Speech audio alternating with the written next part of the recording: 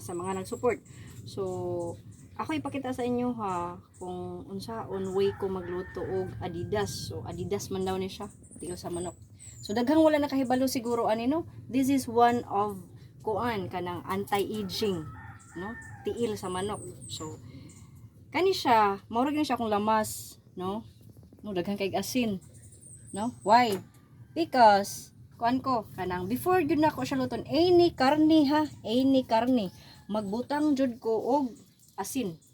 Ako sa siyang ibabad sa asin, especially ani langog, no? Og baho pag gyud gani, ako siyang sukaan, hugasan og suka, no? So ing ani ko, maura ni akong lamas, ani dinurog, nya Bombay, tapos kani. Gituyo ra pud nako ning wa gipino-pino kay ako ra man puy kusog kay mukaon ani. Mo nang di ko ganahan mga katag-katag, ako ra ning lanlanon. So isa gyud ni siya kabuok, no? Kung unta og naduha pa kay usa ka kilo man dapat duha jud siya kay ang mutuo jud ko nga ang kaning lamas isa po na siya makapalami sa luto. Okay, so maura na siya for now. So limpyo na siya guys, no? So ako lang gi kuanan siya og suka, ako ang gi hugasan kay di gid siya fresh.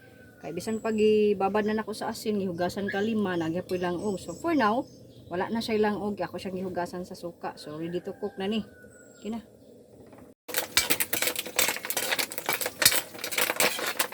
So humot na gid kaayo, no? Ato pa ning pagud-paguron gamay.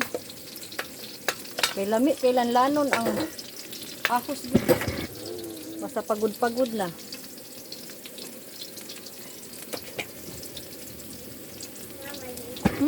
Kahumot na. Kahumot yun.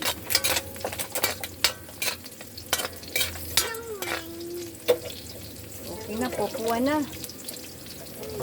Ito na ning ilunod ang ato ang limpyo kay nga, tiil. Ano?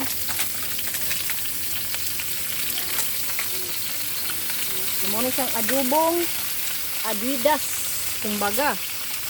Isabay na ning dinurog. So, ano yun na siya mga guys. Kung sa tong anyway, lain-lain man tag pamaagi, no? So ako ingani po ni, basta may ganahan kung musunod ba.